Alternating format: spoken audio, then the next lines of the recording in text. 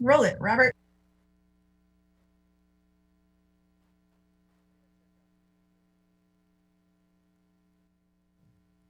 We have a new intro to the Board Meeting Consumer Communication Team.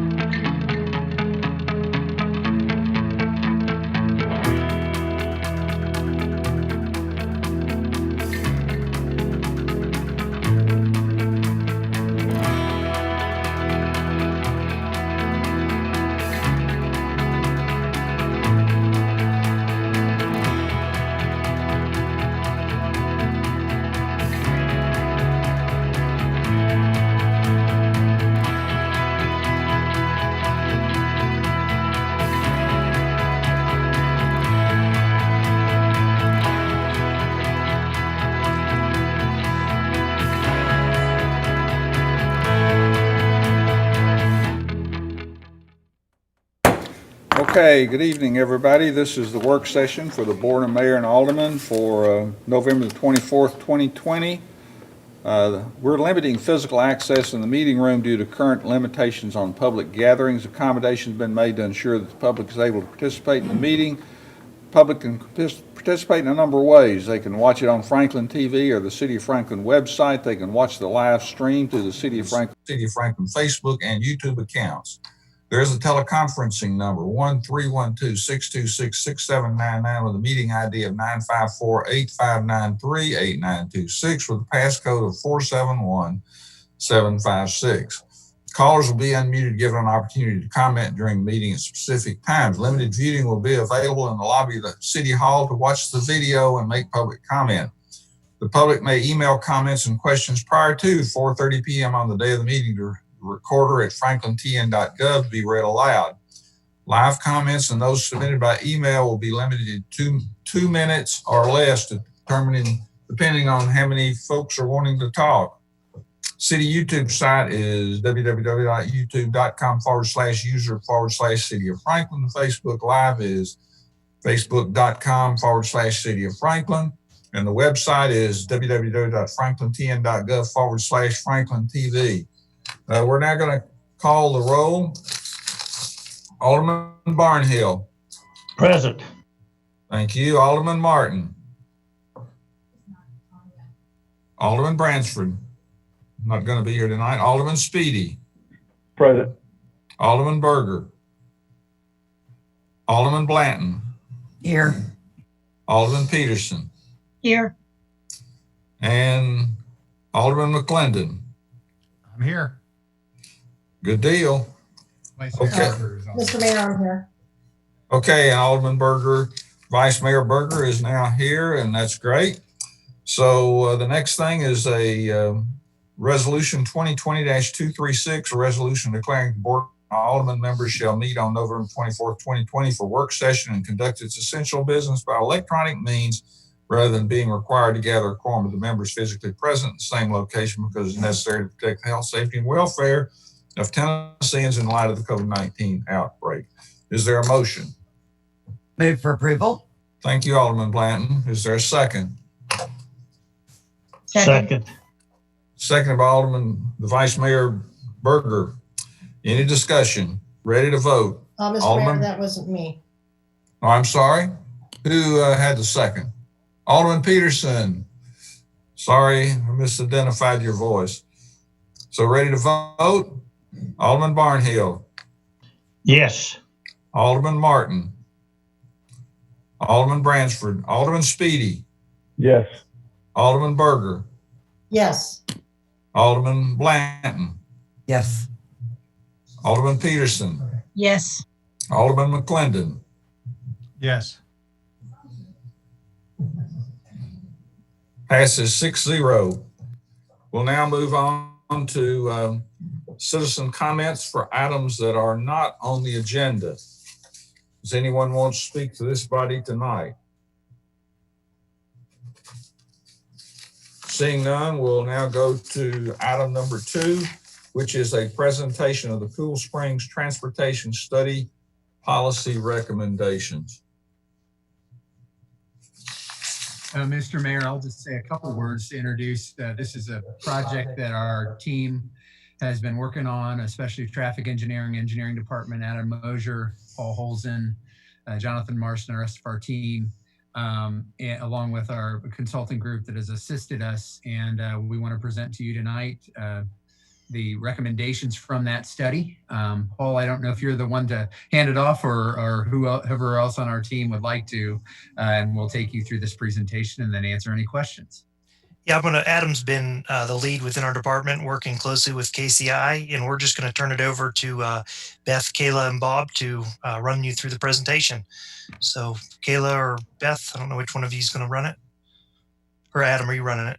I'm trying to run it, but I need to get my screen shared. Let Adam screen share. One second here. No problem.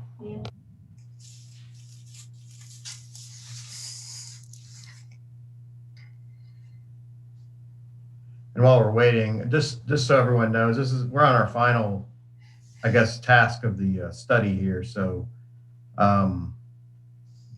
it's been a pretty good study, lots of interesting things here. And we're going to present on, I guess, our recommendations, kind of the final task. But I think there will be quite a bit of discussion that will hopefully stem from this and maybe some direction to move forward. So I'll start sharing.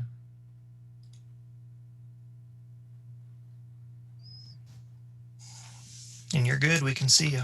All right, go ahead. Beth or Kayla?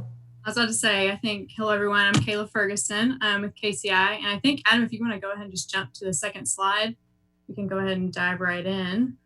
So first, thank you all for your time tonight on the holiday week. And as Paul and Adam have said, we've been diligently working on the Cool Springs study and wrapping up the third and final task, which, as you see here, includes our study recommendations. I first want to emphasize before we dig in that we have been working with staff to identify a number of infrastructure improvements in the study area. But tonight we're really trying to focus on policy strategies that will essentially help you maintain Franklin's quality of life when infrastructure potentially is no longer the solution. If you want to go to the next slide, our policy recommendations are focused in 3 areas that you see here, being the approval of incoming developments, how you can reduce single occupancy vehicle trips, and then the continued provision of multimodal alternatives. In the following slides, we've highlighted the city's current practice, as you kind of see here, issues with those practices if they exist, and our recommendations. So to go ahead and jump right into development approval, as you all are well aware, the city currently assesses the impact of development using intersection level of service. And I know it's been a topic of recent discussion, and impacts of development generally have to be mitigated when level of service D is not maintained. However, we know that there are a lot of locations in the city where level of service D is already unachievable. And the photo on this slide is one example of where this occurs at the intersection of Cool Springs and Mallory. And if you go to the next slide, Adam, if we look technically at this intersection, which we have done in this project, we know that it would take 11 extra lanes that you see identified here on the slide in red to get this to an intersection level of service D. And we all know that these improvements are likely both physically and fiscally infeasible. So we're trying to figure out, what is the answer long-term for the city? And our recommendation in this area, if you go to the next slide, Adam, is that we're proposing a level of service target be maintained in the city street standard. So we're not advocating abolishing that. But we know that level of service D isn't always achievable. And so we want to, enable the city staff to mitigate impacts with traditional infrastructure improvements as best they can. But knowing that you all are already moving forward on this recommendation, which is a great first step, we're also recommending that the city begin to look at alternative metrics, such as vehicle miles traveled or VMT, to look at impacts of developments as well as the applicable solutions for mitigating those impacts more broadly. And so I'm going to give an example of how this might play out because it's can be a complicated concept. But let's just say, for instance, that the city has a new large, mixed-use development coming to Cool Springs, and it would be a great addition to the local economy. But we already know that the surrounding intersections are operating at a level service F, and so they're failing. And we know that this development will increase the number of vehicles on the roads and make the level of service worse. But there's really no feasible infrastructure improvement that would fix it. So the question in the situation becomes, how do we make sure that the impacts are mitigated as much as possible?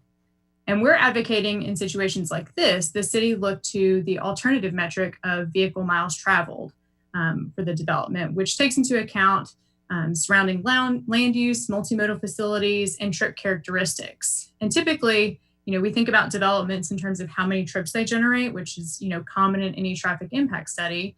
But if we knew that, for instance, this site would have a regional employment draw, necessitating, maybe long commutes from maybe common trip origins or destinations.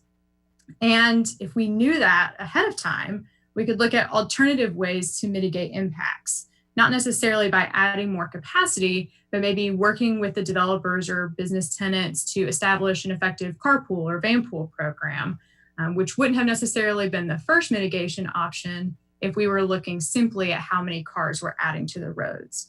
So the benefit of VMT is that, it just opens up kind of a broader way of thinking of how to mitigate impacts. And so this example is kind of a good segue into the next set of recommendations and strategies that really revolve around the idea of reducing vehicular trips. And so as you see here, and as you all know, Franklin's current zoning code encourages mixed-use development and also allows for shared parking arrangements where appropriate. And I want to emphasize that both of these strategies can effectively reduce dependency on cars. So the issue presented on this slide is not necessarily related to the current practice. However, we know that more development is coming, and the city needs other tools in their toolbox, to reduce the number of vehicles on the roadway so that Franklin's quality of life, again, can be preserved as much as possible. So if you go to the next slide, Adam, we are recommending that the city develop a toolbox of what we call travel demand management, or TDM strategies. These strategies are intended to change how or when people make trips using both a programmatic approach as well as infrastructure investments. And we think it's best if these strategies are tailored to both Franklin and its workforce as well as incoming development so that they can be most effective in the Cool Springs area. And again, with another example on the following slide, if you take a look at this slide, I've highlighted some of the possible programs and infrastructure examples that we might include in a TDM toolbox. In the realm of programs, you can have things like carpool or vanpool programs similar to VanStar that already operates, or even incentive programs to try and get employees to use alternative modes. And of course, everyone's recent favorite, which is, remote and alternative work schedules. In the realm of infrastructure investments, which we typically tend to think are more effective, they really focus on providing those physical amenities that incentivize multimodal travel and also make it more enjoyable. So you can look at things like bike storage or on-site showers or frequent transit circulator service and things of the like. And again, these are just examples. There are tons of reports out there that have a whole host of TDM strategies. So on the next slide, this is kind of our last recommendation group, which talks about or is related to the provision of multimodal options, because we know that if we want to get people out of their car, we need to provide them with an alternative way to travel. And so this area is kind of twofold, related to both what infrastructure is provided and financially how it's paid for. And so when we think about alternative modes, our minds typically go to, biking, walking, and using transit, all of which have infrastructure in the Cool Springs area. However, the impact fees that are collected with incoming developments are primarily allocated to roadway infrastructure.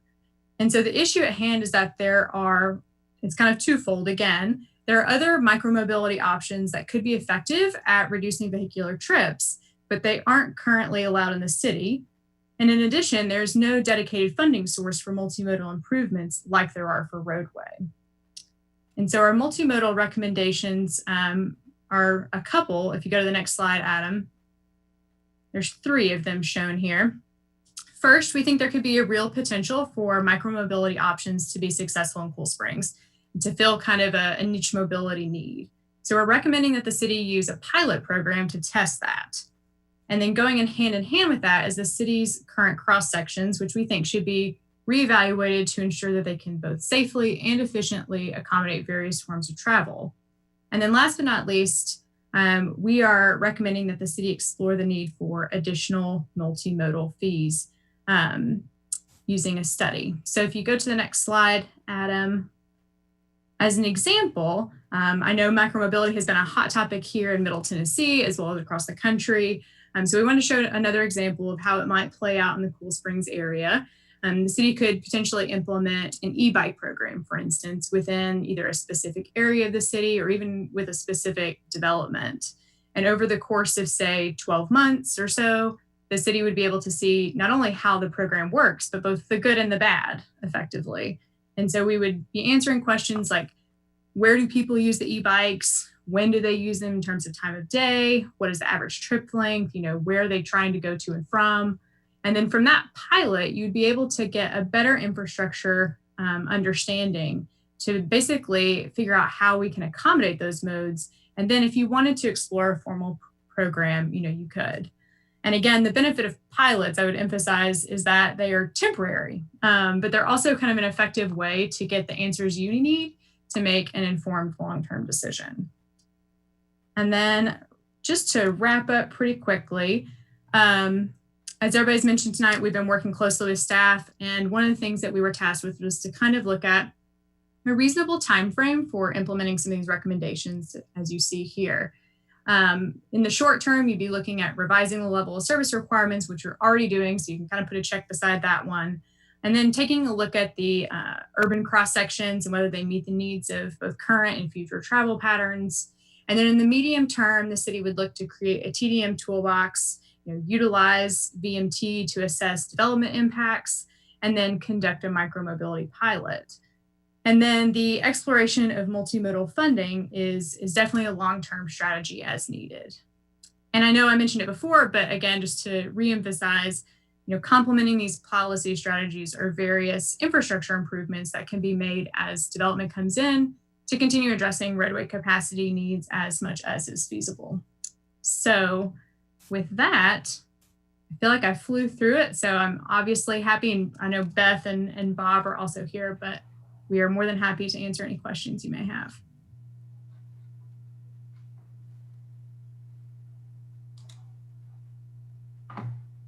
Thank you for letting us see everybody again. Comments and questions? Mayor, Go ahead, Alderman Peterson. I was thinking about this in terms of course, our current time seems to be so different from what we all have ever experienced. But I wondered about the working from home.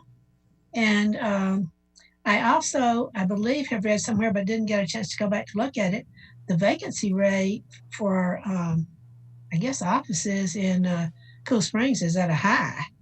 So I'm just wondering, even though I know we won't hopefully continue the way we're doing now, what changes might be, foreseen whenever we do get away from what we're doing right now? A lot of people working from home. Yeah, that's a good question. I guess I'll start it off, and if Bob or Kayla or Beth or whoever wants to add to it. So what we're seeing, obviously we don't know how much. There's been so many different studies about how much of the professional workforce or office workforce will be working remotely permanently. In other words, how many trips will that reduce permanently from a typical office complex? Maybe it's a 2-day-a-week thing, a 3-day-a-week thing. Maybe there are certain people that can go all week. So it's kind of yet to be determined, and I think that's going to definitely develop over time. I don't think it's answer is going to be available to us, in a week. But I think that is definitely something we need to look at as far as trip reduction. But we can only use the tools that we have at hand, which tells us how many trips usually an office complex takes and whatnot. So, but yeah, it's a good question. I don't know if anyone else wants to hop in. And I can hop in just briefly. Most of the policy recommendations that Kayla described can be successful whether or not traffic goes back to its former volumes. They are good strategies to have, promoting alternative modes of transportation and making improvements to multimodal network. TDM policies are always, a good thing, whether or not traffic continues to grow at the rate that we are looking at as part of this study. Yeah, and I'll just add to that. I think, we recognize that, this time period has really changed the way people think about work. But, I'm not sure what the time frame is, but we are going to get back to somewhat of a normal time period at some point. And, I think what we're going to see there is offices are going to realize, we're already realizing, I'll say that as a manager of an office, we're already realizing how effective remote work can be. But we also recognize that there are needs for people to go back to their regular office time frame. So I think what we're going to see is there's going to be a lot more recognition of the benefits of remote work and the acknowledgement that it's successful. But it's not like everybody's going to work from home. So we're still going to have some office demand, definitely. And so I think we will see that office occupancy and office demand is going to be maybe less than it was, but it's still going to be strong once we get over this time period. And don't forget, just because people work from home doesn't mean they don't go out. Actually, we've only seen right now, we're only about 7% looking at volumes from 2019 and 2020. We're about 7% lower on our arterials. And then the freeways are closer to 10% lower in the Nashville area. So people are still getting out, but the time frames kind of adjust a little bit. So that person might not get out at 7 a.m. They might wait till 10 or 11 a.m. to get out to go to lunch or go run errands or something. So the trips are still there. They're just kind of repositioned in the clock. Mr. Mayor, I have a couple comments. Go ahead, Vice Mayor. Um, And before you start, I do want to make sure we're on the record that Alderman Martin has been able to log in. Go ahead. Thank you. There's a number of things that were said in this presentation that got me thinking. One is that we already have new mixed use.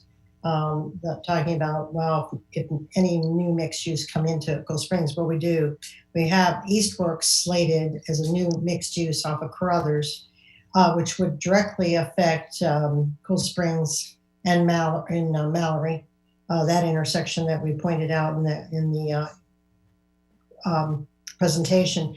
Then we have Northside McEwen, which is also very close to Mallory and Cool Springs. And then we have possibly in the near future Ovation happening again and possibly being resurrected to a different kind of mixed use than what was originally proposed. Cushman and Wakefield had an article, I think, in Forbes just recently that I read, and they talked about forecasting for office space. They talked about how drastically different office space is going to look. And that wasn't just because of COVID. This was already being redesigned and happening before. So a couple years back, there were going to be some new office buildings built in the Cool Springs area, and the developers, the investors decided to hold off. This is about 3 years ago, because they noticed that office was changing. The way people were coming to work was changing. The needs to be all together in an office building at the same time was changing. So I think those things were already in the works and they were happening. And then when COVID came, it just drastically shoved everybody right back, out of the offices and into the homes, into the home offices. So when you talk about toolboxes, I think that number one, we're going to have to take a look at this, not only take a look at the study that we have. I do have a question though, before I make a comment. about, and I have 2 or 3 other comments. But when did this study start and when did this study end? Can you just give me an approximate idea about the time? Yeah, so we did all of our data collection, like traffic data collection, in the second half of January and the first half of February 2020. Okay, got it. All right, so so back up. So Office was already starting to change. I think in order to make any calculated decisions or decisions that when we talk about policy, that you brought up policy, and before we can even start to talk about policy, I think we are going to have some serious conversations with management of our companies that are here now, how they foresee the future of Office for themselves. Now, Adam, you made the point that, you know, still we still have traffic, people are still coming and going, and that's not going to go away. True. But it's going to be a different thing. And I've already noticed, and everybody has noticed since March, and even now, even 5 o'clock is much different today at 5 o'clock than it was before. But I think just I want to point out a couple things. I think we're going to need to be talking to regional and our employers here locally, find out what they're thinking, because they're thinking some strategies. They're finding they're saving money.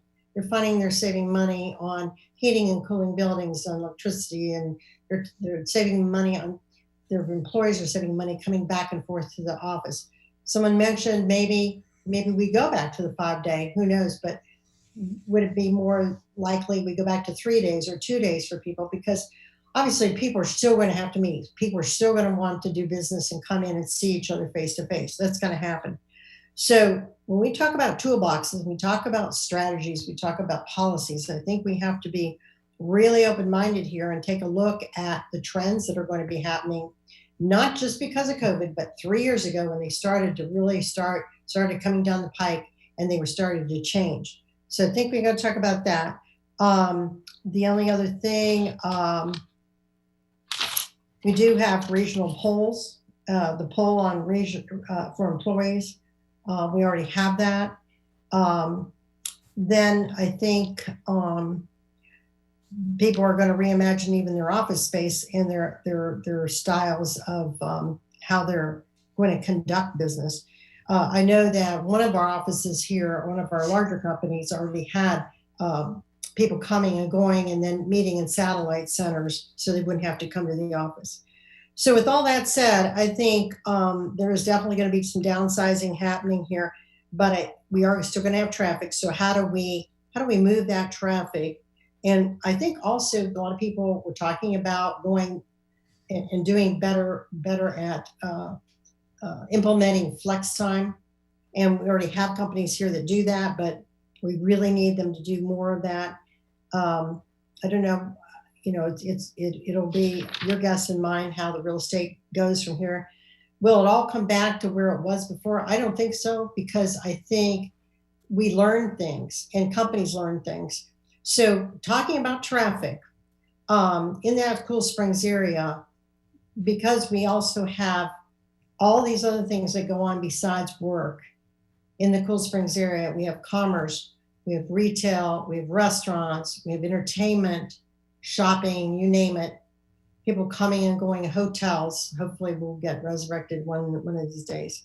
So I would like to see us take and look at some national trends, read up on some national trends that people are actually talking about. Take a look at Wall Street Journal, but take a look at Forbes, take a look at some of these other ones and see what employers are saying, see what the bigger companies are saying.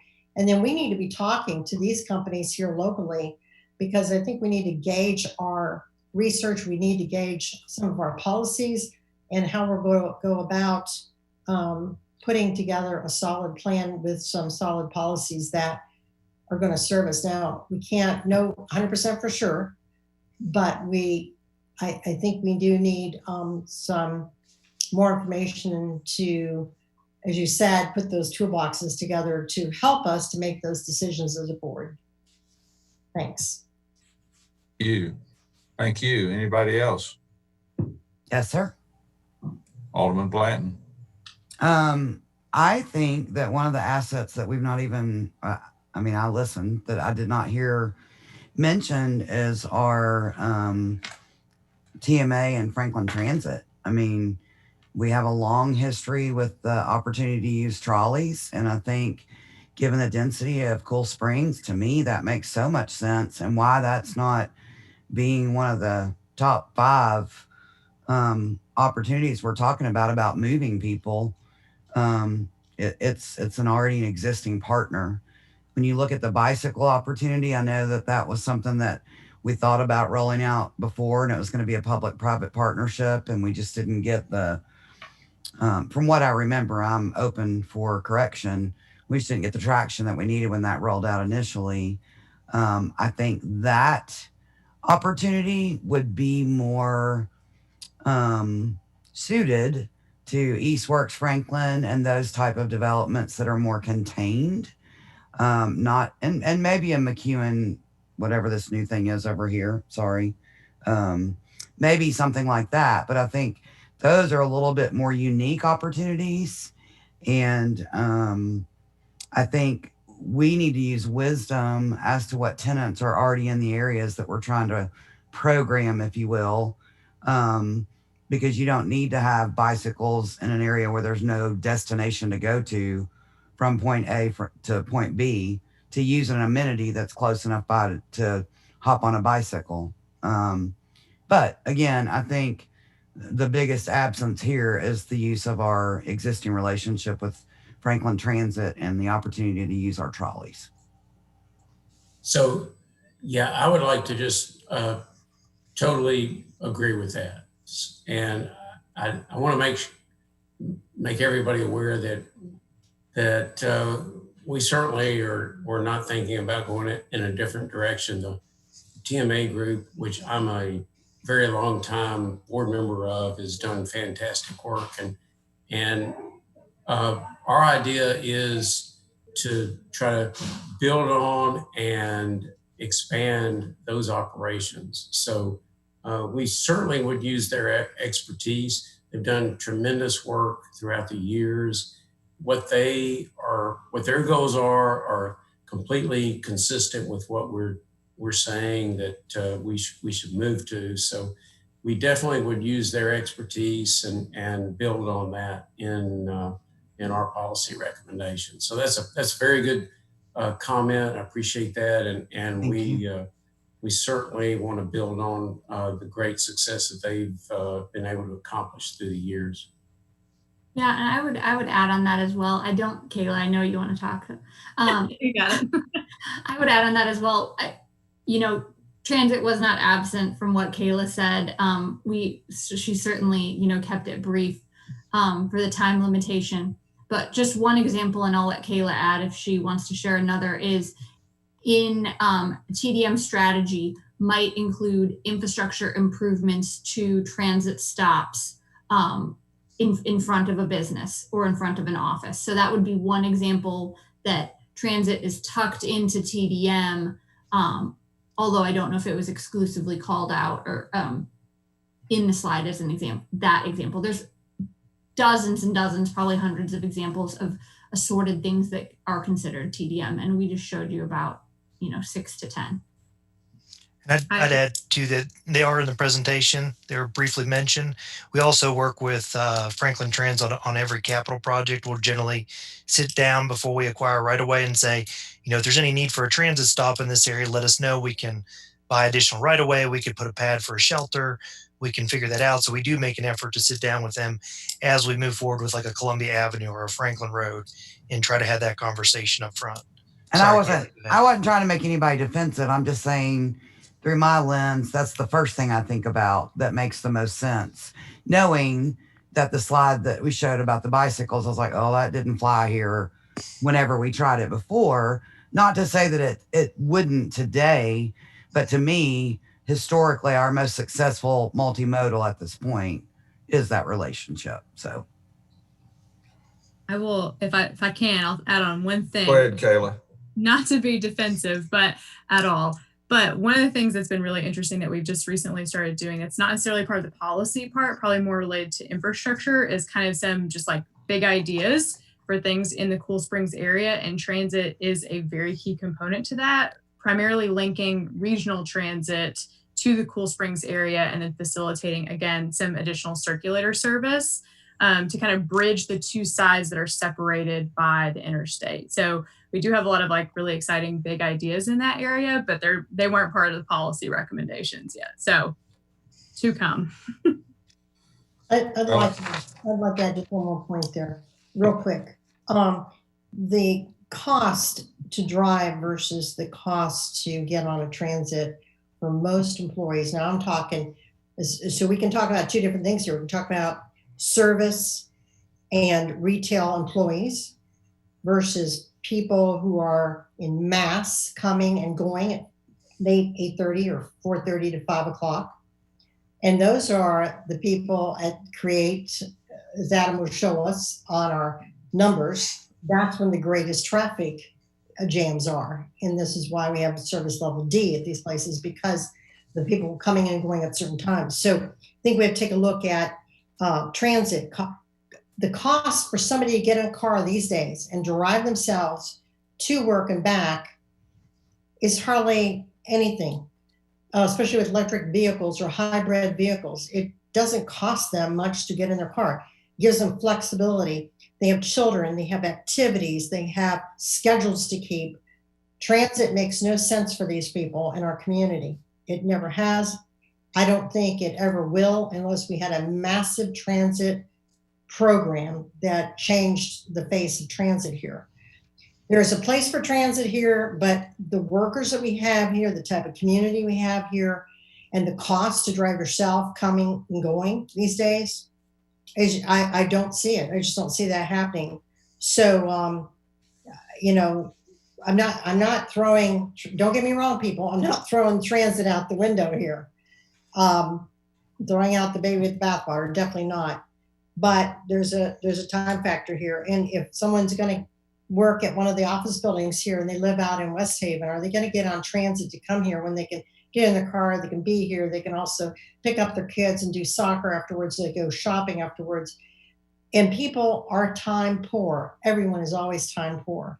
So they're looking for the best solutions to get them around the quickest way and the easiest way. So I think we have to think about that and keep that in mind. Now we need to keep moving on here. We have a presentation at the end that we're required to have 30 minutes for. I would echo exactly what Alderman Blanton said about making sure we're including a TMA group and the great work that they're doing. I visualize we need more of a circulator of some sort in the Cool Springs area. The pilot, as Brandy mentioned, we looked at the bike share program, and the private part didn't work out. So I guess that money from TDOT went away. I would suggest that maybe this presentation be given to the Economic Development Council for Williamson County, which has chamber folks and other mayors involved and other staff. And also this may be given to the TMA group. So with that said, I'd like to move on. We've got a tight agenda. So the next item is a discussion with the City of Franklin and Splendor Ridge subdivision for the construction of a public trail connection. And before I go to that, were there any comments from the public on this issue?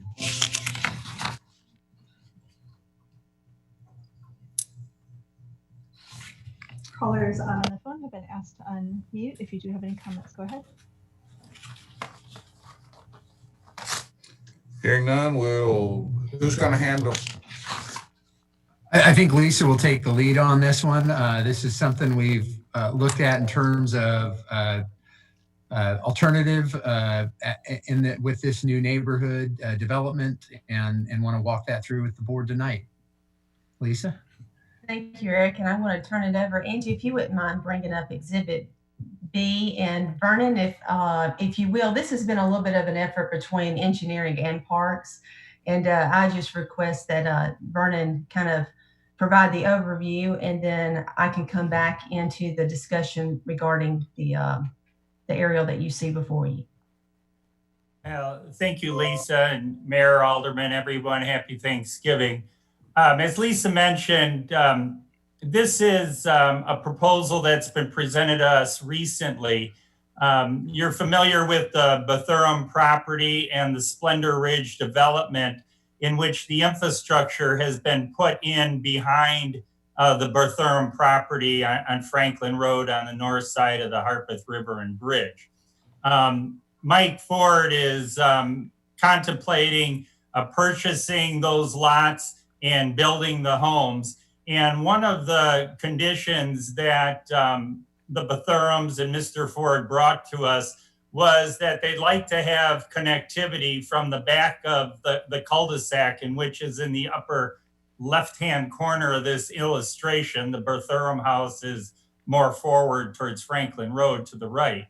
And what Mr. Ford has said is that he would be happy to construct a sidewalk, a 5-foot sidewalk, south towards the river, and then the upper portion towards Franklin Road to make a connection. And you may recall that when this development came in, we had a bit of discussion with area residents about a river walk, which is the portion that's closest to the river on the bottom of the illustration. What we're asking the board for guidance on this evening is to proceed with an agreement with Mr. Ford, in which they would donate the cost of that 5-foot sidewalk. And we don't have the exact estimate. It's been stated that given the length and width, it's about $30,000. If we could proceed and go ahead and construct just this portion of the multi-use trail that was originally proposed closer to the river. And then we would have a river walk, and then Mr. Ford would connect to it both on the east and west, and people that live back here would be able to get out to Franklin Road over the bridge and frequent the downtown area. So that's really the request that we have at this point in time. I don't know if Lisa has anything more to add. We're looking for guidance to come back to you with an agreement that will outline our responsibilities and then the eventual contribution from Mr. Ford and the Bethurum family. Thank you. Thank you, Vernon. So from the time standpoint, we're happy to answer any questions that you may have regarding what you see in front of you tonight.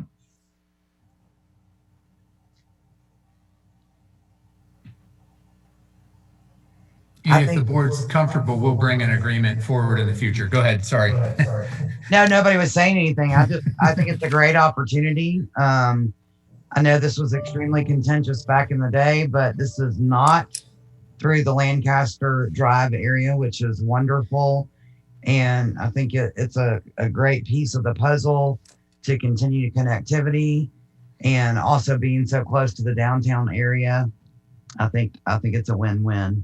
So, of course, I reserve my opinion to change that, as we are doing so often nowadays. But at first blush, it looks like a win-win. Mayor. Go ahead, Alderman Martin. I think that we would be remiss to leave this at 5 feet. It needs to be wider.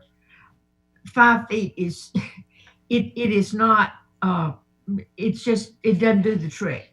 It doesn't do it where we put it, and when we have the opportunity, we need to go on and work on the 12 feet.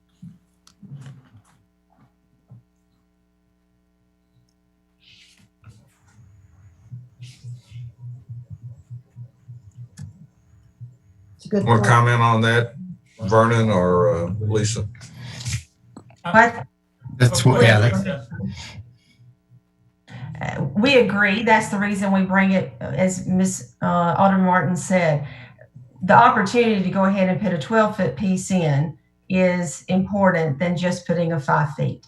So again, we'd like to be able to do our due diligence, bring this back before you with an agreement to have all the details, but it does make more sense to put in the 12-foot pathway and being part of a small piece in the larger connectivity along the river. Everybody clear now? Okay, we look forward to that coming back to us. Next is Resolution 2020-207, resolution initiating the annexation process and draft plan of services for the annexation of 4268 Columbia Pike. Thank you. The property being considered is between Columbia Pike and the Goose Creek Bypass. It is not contiguous to the city limits, but it is within the city's urban growth boundary. The property is approximately 1.2 miles from existing city limits. There is an attached memo that addresses criteria that staff considers for non-contiguous annexation. The subject property is within the development reserve design concept as defined by the Envision Franklin Land Use Plan. It is the intention of the applicant to develop the property into single-family residential lots. The development reserve design concept states that public sewer access is unavailable in these areas. Rural roads, it's hard to say, widths are not capable of handling high traffic volumes. It further states that until adequate infrastructure is available, the land use recommendation is single family on lots of 2 acres or more. In addition, Scenic Corridor Overlay, Columbia Avenue Overlay, and Hillside Hillcrest Overlay and the 500 Hillside Buffer are all on this property, leaving little room for developable area. This property is divided by a high point, causing the sanitary sewer to flow into 2 separate directions. The sanitary sewer has not been determined as to how to adequately serve the property. Sanitary sewer study must be completed by a Franklin Water Management approved engineering firm. When the 2018 growth study was completed, it was noted that significant sewer extension and investment would likely be needed to serve the basin. Additionally, should the property develop with a higher residential design than what is recommended in Envision Franklin, an additional fire station and additional manpower and resources for garbage and recycling resources would very likely be needed to adequately serve the area. Also, if you look in your draft plan of services for other concerns from our various departments under the issues to consider category with each department. It's kind of a new feature we're trying with these annexation requests. If the Board of Mayor and Aldermen chooses to approve the initiation of this annexation request, staff anticipates an Envision Franklin plan amendment that would be requested by the applicant to a higher density design concept. This request will likely perpetuate a land use study for a larger area of properties that would be impacted by the extension of water and sewer infrastructure required with its annexation and development. However, since this area was deemed as a long-term growth capability in the study of 2018, staff supports keeping this area in development reserve in an effort to manage growth and steer new development to areas that promote contiguity and orderly growth. With all that in mind, staff recommends disapproval of the initiation to annex the subject property at 4268 Columbia Pike at this time, and happy to answer any questions. Thank you. I'm going to go. I was going to, Alderman Martin, I'll recognize you just a second. I was going to ask Mr. Gamble if he wanted to do his presentation he had requested to do, and I'm going to allow him 10 minutes, and at 10 minutes, I'm going to shut him off. Yeah, that'd be great. Thank you so much, Mayor. Well, I'm going to ask Alderman Martin what if she would wait till after that, or you want to go ahead and make a comment? I think I better wait. Thank you, Alderman Martin. Go ahead, Greg. I should only need 5 or 6 minutes. Thank you. So this is a property that Goodall Homes is currently studying, looking at, very interested in potential annexation into the city of Franklin. Goodall Homes looks at its relationship with the city of Franklin as a partnership, and is grateful for the opportunities that they have to develop and continue to develop in Franklin. This property, located between Columbia Pike and Goose Creek Bypass, is about 300 acres, 299 acres. It's combined with 2 parcels together. And in Envision Franklin, in the early studies, this area here was identified as an area of potential residential growth. As we look big picture at Envision Franklin, we do see significant areas of environmental protection. These are hilltops. So there's a ridge line of hills that kind of crosses in this direction. And then just to the north of that, you have areas that are Williamson County subdivisions currently, in Williamson County, and we don't anticipate annexation of those in the near future. However, this area is only 1.5 miles from Berry Farms. Berry Farms currently is approved for 4.9 million square feet of commercial. And there is a significant amount of job growth that's being generated in this area. This is not the only property that is undeveloped at this time within the City of Franklin's urban growth boundary. We're showing in this dark green area here, or dark gray, that's the City of Franklin's urban growth boundary. It's directly north of Thompson Station's urban growth boundary. So they touch right here along this edge. But there is potential, if sewer is brought to this area, that more than just the 300 acres would benefit. There's roughly about 550 acres here outlined in red. Along Columbia Pike to the north, it's 1.4 miles to the City of Franklin city limits, and along the right side here up Goose Creek Bypass, it's 1.5 miles to the City of Franklin city limits. There is existing city infrastructure close in proximity to this property. The new fire station is 2.8 miles down Goose Creek Bypass. The city school system includes Winstead or the county school system includes Winstead Elementary, Legacy Middle, Independence High School. Williamson County has just announced plans for another new elementary school just south of Heritage Elementary School. So this is really one of the best corridors in the City of Franklin for school systems and capacity availability. These are not rural arterial roads. We have Columbia Pike, which is a major arterial on the west side. We have Goose Creek Bypass, which is a major arterial on the east side. It's 1.5 miles to 840. It's 1.5 miles to I-65. So this area has some of the best connectivity on major arterial roads of anywhere in the City of Franklin. This would not be the only residential development within this area. These are county subdivisions: Green Valley at 273 homes, Keystone at 170 homes. There are neighborhoods that have been established and are established within this area. So we're not introducing something out of character by introducing another single family or residential neighborhood development in this location. It is just north of Tollgate Village and Canterbury here in Thompson Station. Wanted to give you a little bit of background too on some of the existing numbers that we're seeing here in residential for sale.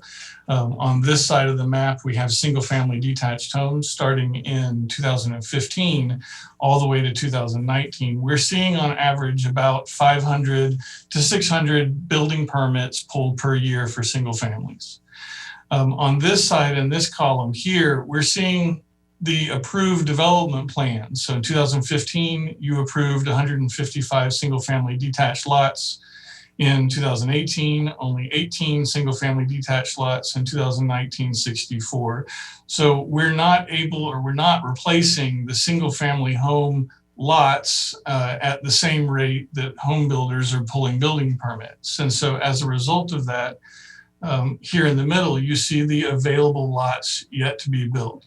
Added with West Haven, which could be attached or detached, we're at about 18 to 1900 lots available with a pace of about 500 building permits pulled a year, we're looking at an available supply of somewhere between 2.5 to 3 years of single family detached lots. And this is a concern for the home builder community. Where do we replace these in the city of Franklin? Also wanted to show you the numbers from 2018 and 2019 for Franklin, Brentwood, Spring Hill, Nolensville, Thompson Station, Fairview, and Williamson County.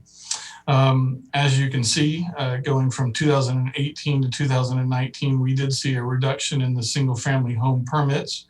At that same time, Williamson counties went from about 400 to about 530 home permits. This is really what's caused the greatest reaction with Williamson County, this growth and this demand. The demand is there. Job growth has created the demand for housing in Franklin and Williamson County.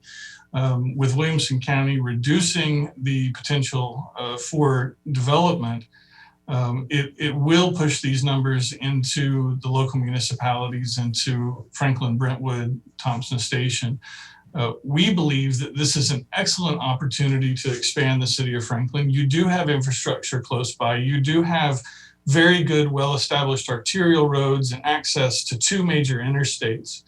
We would like to request that you defer the vote on initiating this item or this property into annexation until January, and allow us some time to sit down, now that there is a draft plan of services, to sit down with engineering and planning and talk with them about how private development and private investment dollars can be used on the city services. This is it would gravity flow to Berry Farms, the sewer would, from this point. And we would like the opportunity, maybe a month, to just talk a little bit more about strategy and then bring that strategy back to you prior to your consideration on the initiation of this request.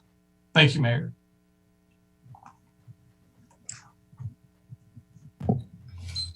I'm going to recognize you, Alderman Martin.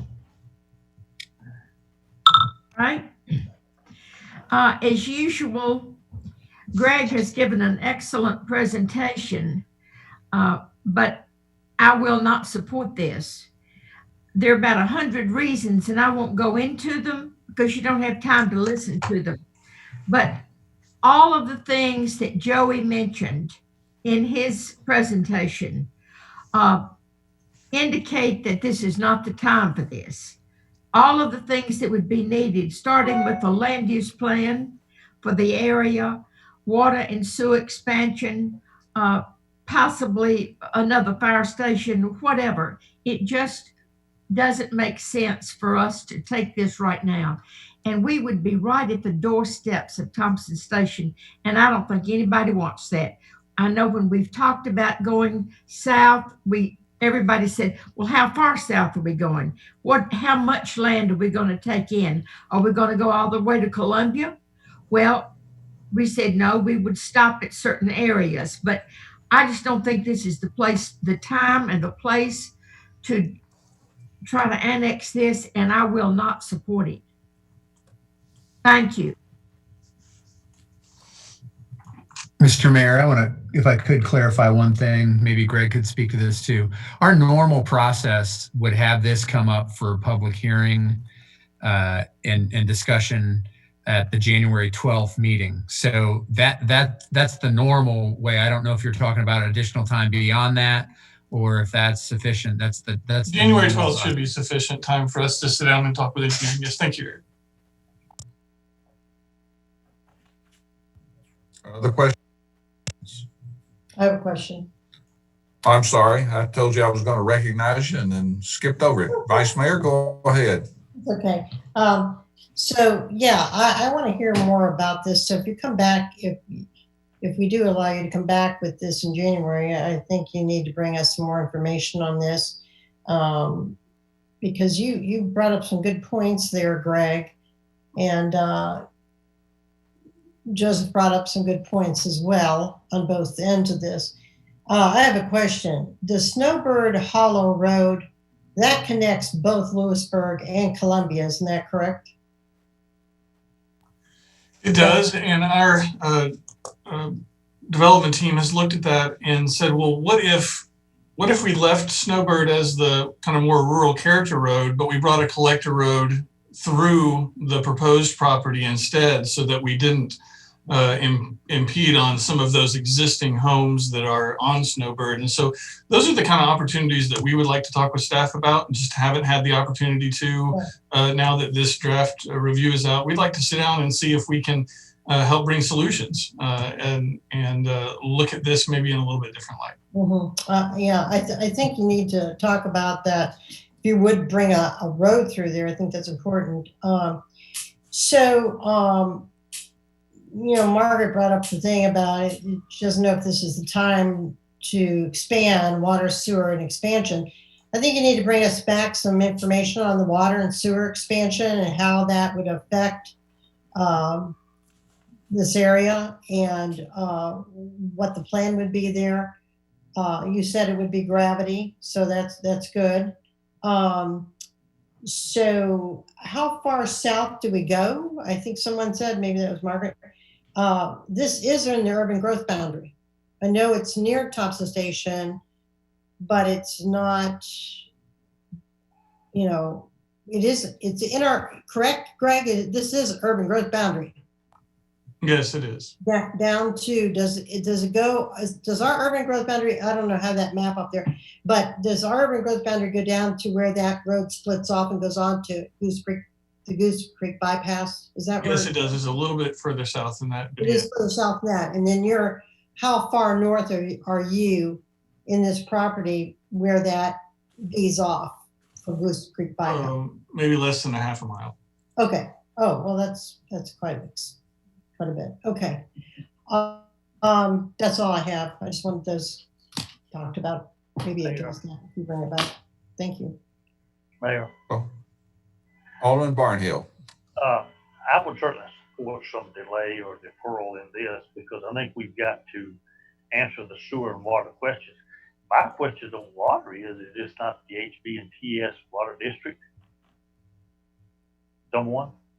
Yes, it is HB&TS water district. That's correct. And I think what we need to do is determine whether or not this project can carry a sewer line for the length of the distance it has to go to make the connections. What all is involved? I think that what the county has done, I think you made an excellent comment or an excellent point in what the county is doing or has done will drive the development back into, and I've said this, back into the municipalities where water and sewer is available. And I don't know if that was their intention or not, but that's the bottom line of that. But I'd like to see us answer some more questions on that. I am familiar with that. I do think that the Snowbird Hollow probably goes to Goose Creek over to Columbia, not to Lewisburg, does it? Goose Creek. It goes from Goose Creek over to Columbia Highway. Doesn't go to Lewisburg. Yeah, I wasn't going to argue. Right. But anyway, I think it'd be interesting, and I think we probably need to sit down. I think you need to sit down some more with staff and have them take a look at that and bring something back. I don't necessarily think public hearing on this is necessary on January the 12th, but I don't think you're going to have the answers back to us for us to be able to have a public hearing on January the 12th. But and we are more interested in getting you the right answers than rushing through this. This is not not urgent for us. We want to spend the right time to get some good answers. And I agree with that. Thank you, Greg. Mayor. Alderman Blanton.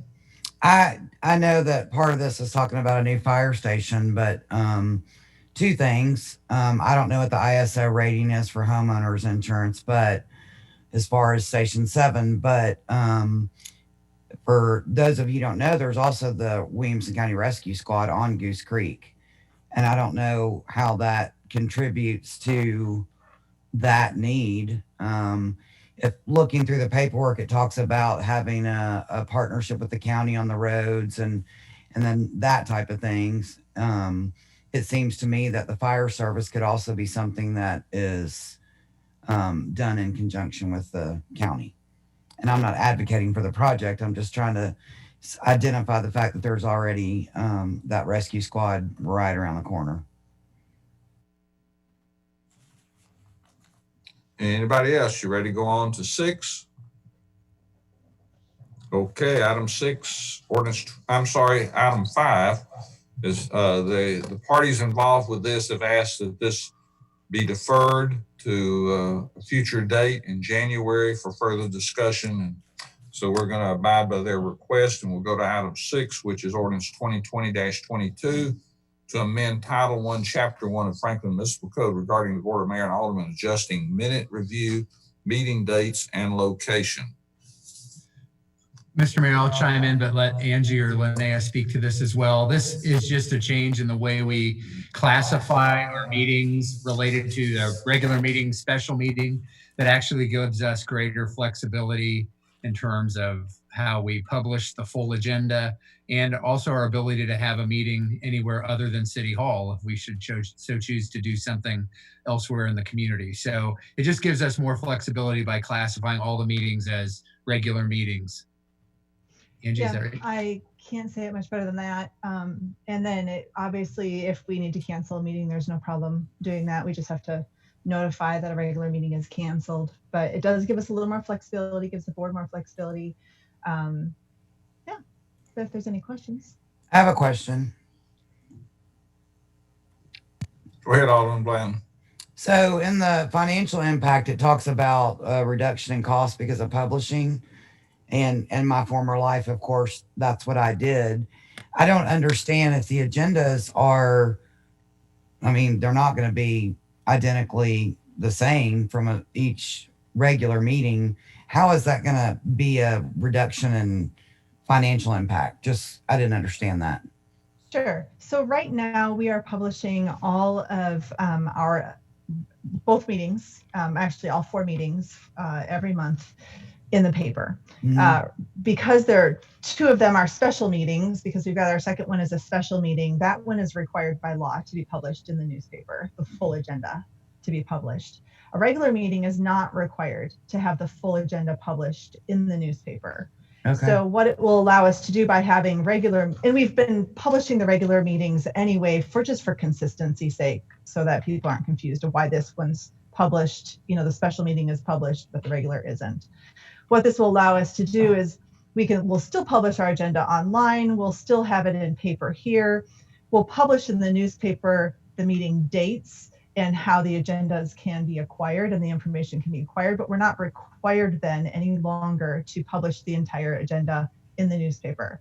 That doesn't mean we won't still do it, but it does allow us to stop putting the entire agenda in the newspaper for all of the different meetings. Interesting. Okay. I thought that was something changed in the legislature. No, it's the difference between it being a special meeting and a regular meeting. The special meetings are required to be published that way. We do the regular meetings also just so that we're consistent and all of our meetings are being published the same way. Understood. That's why. Okay. I have a question about the regular meeting. Since we won't be signing anything then saying we agree to the special meeting for the second meeting in every month. But if these 2 meetings now are designated or what would we call regular meetings, then do we have the ability to cancel a regular meeting still if we want? Absolutely. And you still have the ability to call a special meeting if you need an additional special meeting. Okay. But if we decided to cancel a regular meeting for some reason, then we just give notification of that. Okay, thanks. Mayor. Go ahead, Alderman Barnhill. This is interesting because I believe that I have certainly suggested something like this for several years now. But I thought that it was a charter change that had to go before the state legislature to make that change.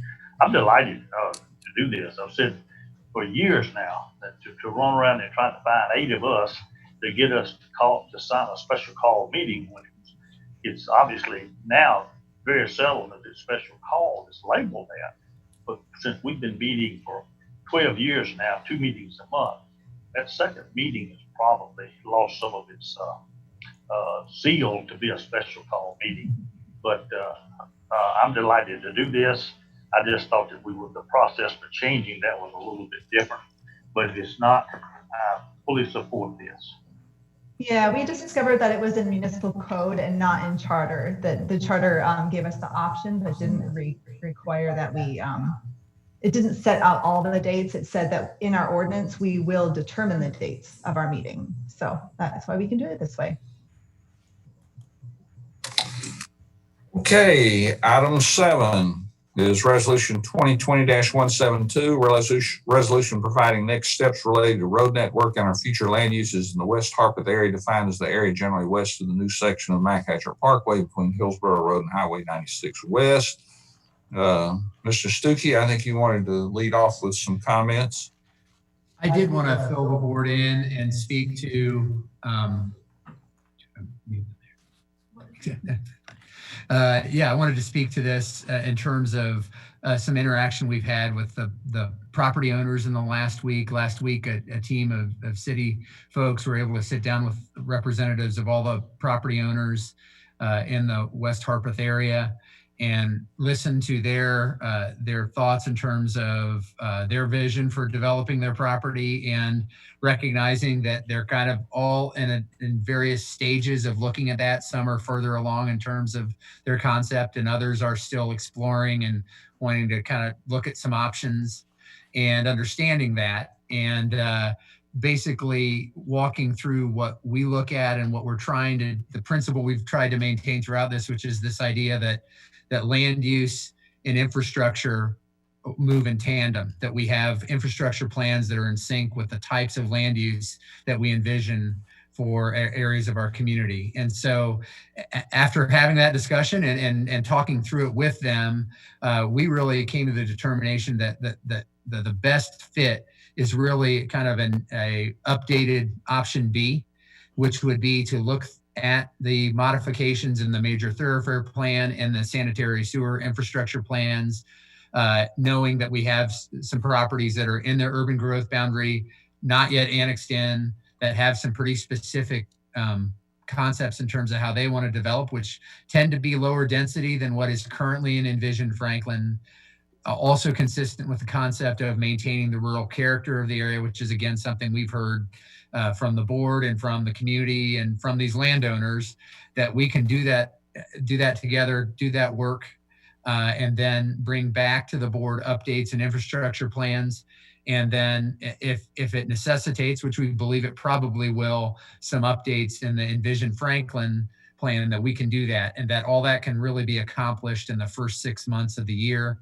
And that we would also work with these property owners that are in the urban growth boundary but not yet in the city, that we could work with them to initiate the annexation process kind of in tandem while this process is going through. And some of this same work would be the type of work we would do anyway related to plan of service, et cetera. So we believe that's a good way forward. It matches with the type of work that, as we've walked through it with property owners, seem to make sense.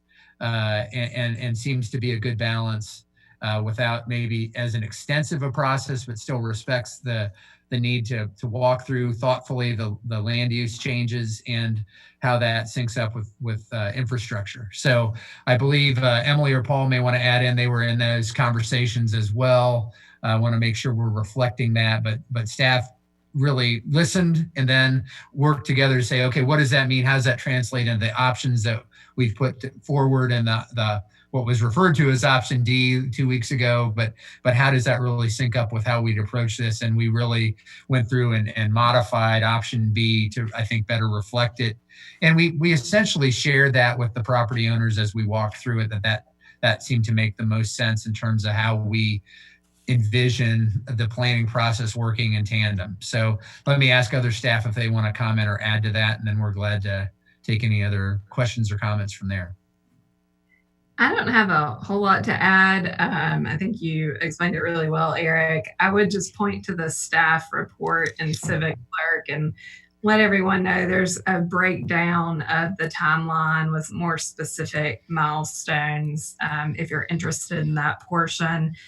And kind of just to clarify that even though there may be some Envision Franklin amendments that coincide with this transportation and sewer planning, those amendments would be a typical amendment process with one neighborhood meeting and a joint workshop that would update the board and planning commission on all the changes, both infrastructure and land use, and would not be as extensive as a full small area plan. We really would just be looking at the design concepts and Envision Franklin and trying to make sure that those all line up with the infrastructure changes that are being proposed. It would not look at a variety of other planning issues that the small area plan would. It would not be nearly as extensive as the public outreach process that would, which is why the timeline could be condensed down. So those are just some of the differences between the two. But this option does allow for kind of our standard planning process to still be achieved within that 6-month time frame. And let me add one other element I forgot to mention or just touch on here. This would exclude the Brownland Farm property from this planning effort. It's in a different drainage basin. It's going through on a different track. I mean, we'll obviously that will still be looked at very carefully, but it just doesn't quite fit with this area that is all in the same development area, drainage basin, et cetera. So I had neglected to mention that as a clarification, and that would be part of this updated option B as well. Paul, do you want to add anything from your perspective? No, I think Emily and Eric did a great job. I think we can get the infrastructure recommendations knocked out fairly quick given the low densities being proposed, and we'll do our best to expedite it as best we can. I think we have one public comment. This is from Mary Cavara. Good evening. On behalf of Harding Ventures LLC, owners of the 581 acres at 3021 Del Rio Pike, we support the so-called modified option B as an alternative to the small area plan. We support maintaining the rural character of the entire West Harpeth sewer basin and encourage low density development that helps achieve that goal. We also fully support Del Rio Partners' efforts to develop a luxury private equestrian club and large home sites on the Harding Ventures property. Density will be approximately 1 unit per 10 to 11 acres. We ask that there be no delay in allowing the project on our property to proceed immediately with submittals for annexation, development plans, and rezoning. Mayor. Alderman Martin. First of all, I want to commend the staff for getting this by the tail and really sitting down and working with the property owners, because that was our wish. The first meeting we ever talked about this. I know that there were about 3 or 4 of the aldermen that asked that this be done on the front end. And I just don't think we could have reached this goal had it not been for you to sit down with them and listen to them and try to work with them. And I cannot tell you how much I appreciate it. I do think it, as I said in the meeting before, I think this is a miracle. I really do, that this many people could be on the same page and almost on the same page with the 9,000 that have signed petitions to keep this land rural. And it's just amazing to me that this has happened.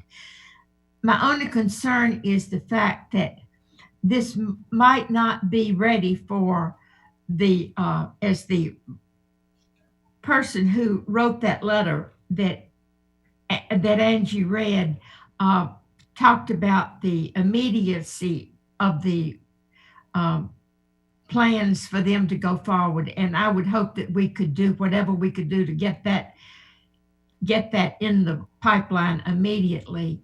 And I'm sure there's a way to do that. So I really appreciate all you've done, Paul and Emily and Eric and Vernon and whoever's been involved in it. I really thank you for this. And I think the whole community thanks you for this. Alderman Martin, I think Mr. Stuckey mentioned that the request for annexation could run parallel to this study. Wonderful. So I think that's, yeah. Any other comments or questions? Alderman Peterson. Just to say, this sounds very good, and I'm very happy to see all the working together of the staff and the property owners and everyone else who's interested. Okay. I just The need a little timeline incentive. on that study, will it take about 3 or 4 months versus the 6 to 9 to 12 months? I know Emily.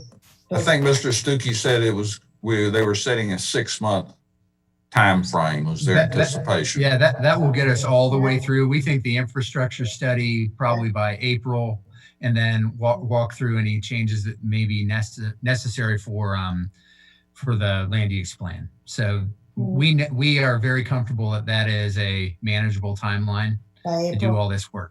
Right. So it would be recommendations from staff prepared by April, and then a public meeting as required and a joint workshop meeting to review those staff recommendations. And then it would go to a public hearing for Connect Franklin and Envision Franklin at the June Planning Commission meeting. And that's where it would be finally considered. So we're up to 6 months. 6, 7, 8 months now? 6 months. 6 months. The first 6 months of next year. All right. Okay, thanks. Okay, we're going to go to item 8, but I'm going to change things just a bit. After we go to item 8, I'm going to ask for some other business from Mr. Stuckey, and then we'll go to the presentation from Michelle Hatcher, which has to do with our certification for a utility.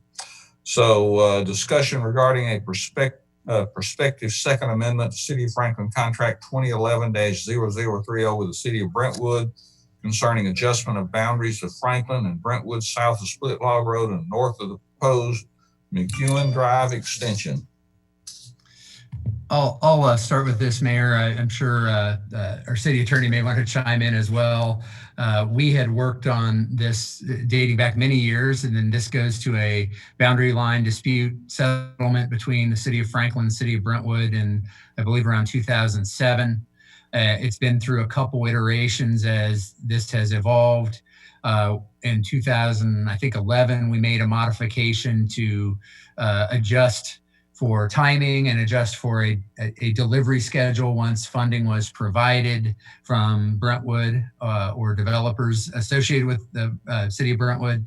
And now we have a much better handle on the process needed and the timing and the elements involved. There's a modification related to a major gas line, transmission line in the project site.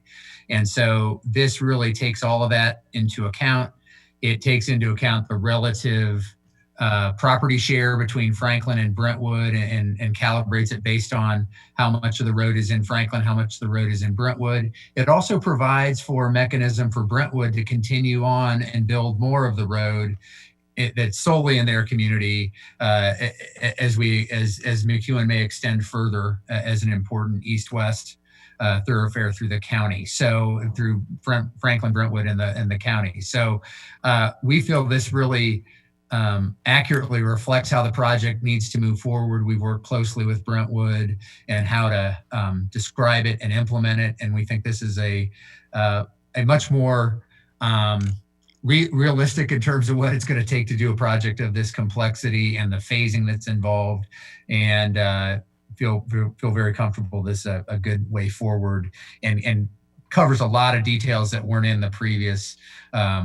versions of this. So Sean, I don't know if you want to add anything related to the work you've done on it. I know Vernon, some others may have touched on this. Paul touched on this as well. So feel free to add in, and then we're glad to take any questions. I think the only other comment from my perspective with this agreement is that the project is the city's. So we're going to bid the project and the contractors will be contracted with the City of Franklin.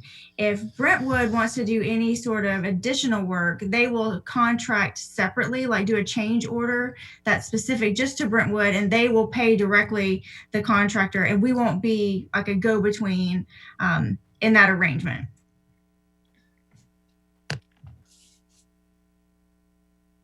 Paul or Vernon, do you have anything you want to add? No, I think you covered it well. It's a great opportunity for us to work with Brentwood to get this project done and get it extended even farther to make the roadway more beneficial. So happy to answer any questions. Yeah, and the other piece I might add to that is that in working to date to this point and working with Columbia Gas, it's become evident that lowering that major transmission pressurized natural gas lines that McEwen 5 will traverse is a very complicated undertaking that Columbia Gas is working with us with, but likely more expensive than anticipated too. So it will extend out the project, but the good news is that Brentwood and Franklin are aligned in this understanding. And from a financial standpoint, we do have funding set aside within your capital investment plan. We will be updating those based on additional cost assessment, especially as it relates to the gas line, transmission line, and the prorated share between Franklin and Brentwood. I guess I know what I'm talking about at Thanksgiving. You know anybody there? Okay, we're going to go to other business right now. And Mr. Stuckey. I did want to just share with the board, I'd spoken a little bit or shared a little bit of this, but in the spirit of full transparency, we've gotten a lot of questions this week and the last couple of weeks related to the Citizens Christmas Parade permit. And we're continuing to review that, have discussions with the organizers, understand where they are, the safeguards that are in place, and how this may be working. But we have some significant concerns, and I'll just touch on what those are. They relate to, of course, the surge in COVID-19 cases that we've seen in this last month or so. And from when this first came to the board back in late October, we've seen active cases in our community more than double. We've seen the positivity rate go up significantly. We have seen and continue to hear concerns around hospital capacity, both in Franklin, but within the region. And so all of those are reasons to just be mindful about a larger scale event. We recognize it's outside. We recognize we did some things with the parade route that we think give more options for people to spread out. But we also know human nature, and we know the familiarity of a downtown parade, and that people may very easily congregate and do the things they always do when they see a parade in downtown Franklin. So that's something to look at. The other element is our public school systems have all gone into remote or not eliminated in-person instruction for secondary schools. And for that week leading up to the parade, that's already been a determination. So we're mindful of the numbers and stress that's being put on that important element of our community and want to be thoughtful about that as well. And then from a city standpoint, we're struggling with staffing the event. As an example, we've got 17 police officers we need. And as of today, we only have about 7 signed up. And so there are just concerns about our ability to adequately staff it with the right people, and any exposure concerns we have with our own team members. And so those are the primary concerns. And I share that with you under the context of the municipal code does provide authority to the city administrator, the police chief, and the fire chief to look at special event permits and the need to revoke if necessary based on public safety, public health concerns. And so we're doing our due diligence and trying to make sure we're doing our jobs and looking at it and understanding it. But I also want to be clear that this is an important item that you gave us direction on. Things have changed since there, time has progressed, and that's part of what we want to be mindful of, and what I'm looking for feedback from you. I'm trying to reach out to others that may have insights in terms of these concerns that I've shared with you, so we can handle this appropriately. Again, it's scheduled for Saturday, December 5th. starting at 11 a.m. So we're trying to look into the future, anticipate needs. It's really hard to guess and estimate what kind of crowd even shows up. There hasn't been a lot of publicity generally to invite people in, but it is known. And we also know other communities in our area, especially in our county, have canceled Christmas parades. Leapers Fork, Spring Hill, Fairview have all canceled theirs. Of course, Nashville has canceled theirs. Murfreesboro has done likewise. So those could push attendees our way if they're looking for that, and we understand that. We saw a really positive response to the reverse parade at Harlansdale. So we know there's an appetite to participate in things, and that's a good thing, but we don't want it to have detrimental effects on the community and impact some areas of our community that are already very, very stressed. It's a hard thing. We all want to have this type of event, but the question is it wise to, given the considerations that I've laid out for you? So that's the work that we are trying to go through and be respectful of, but I'm also mindful of the board direction that was given, a month or so ago. So that's the topic, and I wanted to be open and transparent about it and about the look that we are taking as a staff team, and those of us that do have that follow through responsibility to make sure that we're doing the right thing for everybody. And we know there are various considerations and various positions that people have about it, but we're trying to weigh it all out. So I'll stop there. I just felt I needed to share that openly with you all and publicly as people look in on this. And we've gotten a lot of questions about it lately. Thank you. Mayor? I'm going to make some comments, and I'm going to ask for everybody just to make their comment. But I have a lot of great concern about this from a medical standpoint. If you look at the hospital, they're nearing the capacity of what they can handle. Our healthcare workers are exhausted. They're working extra shifts. The last I heard, they had about 50 people out at Williamson Medical on a recent call with all the hospitals in Nashville. All of them are experiencing capacity issues. The only one that said they could increase their capacity was Vanderbilt, and they said they could do that by shutting down some of their clinics and moving personnel around. We have seen the uptick in cases. Everybody has canceled their events for this year, and they canceled them for a reason. Dr. Fauci is saying, don't even gather for Thanksgiving, which is really a scary comment, even though this is an outdoor event. I think we have to think about the broad potential impact of this, whether it's additional patients in the hospital, whether it's the safety of our personnel that will be there for the event. I just have great heartburn about it.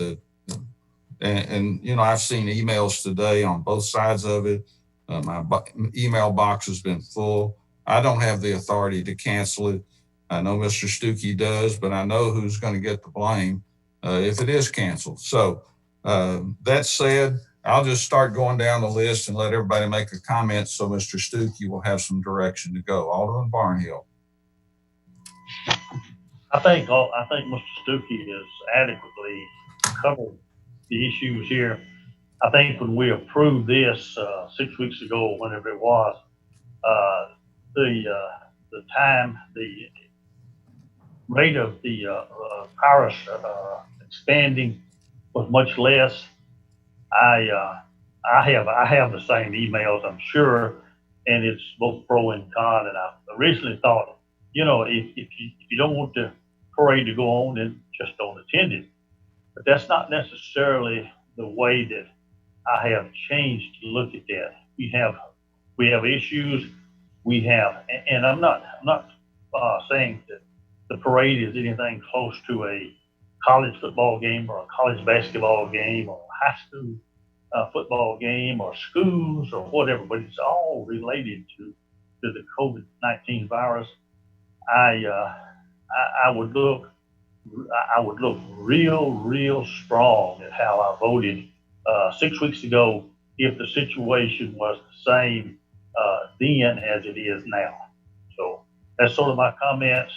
I'm kind of glad I don't have to make the decision, and but Mayor, you probably will get the brunt of whichever way it goes. So, but I'm kind of not in favor of having it. Alderman Martin. I appreciate everything Eric stated, and I certainly understand it, and you, Mayor, that from the medical aspect of it, and that would be the reason that I would be willing to cancel this. I know the children are not happy about it. I know the parents aren't happy about it, but I think we as a group of people who've been elected need to realize that we have a responsibility to this community, and all the things you've said, Mayor, about the hospital and the staff that needs to be considered. However, I do not want, if this is canceled, I do not want anybody for 1 second to think that it has anything to do with the fact that it's not a demonstration. I was absolutely alarmed to get an email stating that it would be different if this were a demonstration where people were of like mind. And I really did not appreciate that at all. And I want them to know that it has nothing to do with this. This is a health issue and a health issue only. Thank you. Alderman Speedy. Sure, I know it's a difficult decision, but I guess because it's an outdoor event and because people can voluntarily choose to attend the parade, I support it. I think maybe we should encourage them to wear masks. I mean, I know last Sunday we were at, an indoor church service. We're skipping rows, we're socially distancing people, and that's indoors. And I just see that as a more potential spreader event than an outdoor Christmas parade. No easy answer, but I know there's been a lot of work that's gone into this parade. I'd hate to pull the rug out from underneath them. I know there's the physical COVID health risks, but again, I think we've underestimated the mental health risks that this pandemic has caused to a lot of people. And I just would hate to pull Christmas away. And I think you're going to be dealing with mostly probably young families where the risk is low that are probably going to attend this parade. Vice Mayor Berger.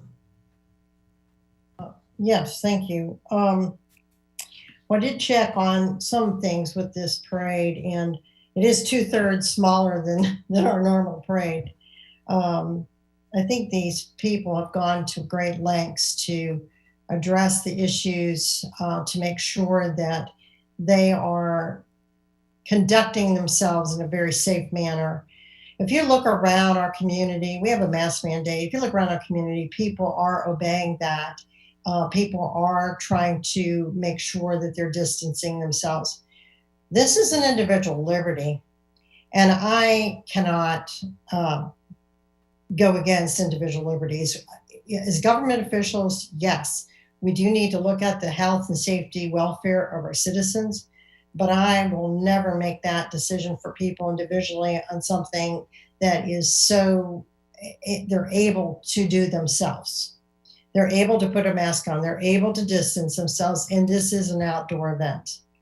So I am going to come down on the side of personal liberties on this one, allow people to make their own decision. They feel comfortable to go, they will go. If they don't feel comfortable, they will not go. If they go, I am sure that we will go out there, and I know people have a tendency to gather and to get together. That's true. But I think they've been doing this long enough. It's not like this happened yesterday. This happened in March. This happened at the end of February. People have been practicing these things. They've been washing their hands. They've been distancing people from other people. They've been wearing masks. They are in the habit of being cautious. So I'm going to vote to still, my opinion is to let our vote stay as is. Let the parade go on as is, and let these people continue to plan and do the things in the rightful manner that they so cautiously have presented to us in the very beginning. And that's where I stand. Thank you very much. Thank you, Alderman Berger. Alderman Blanton.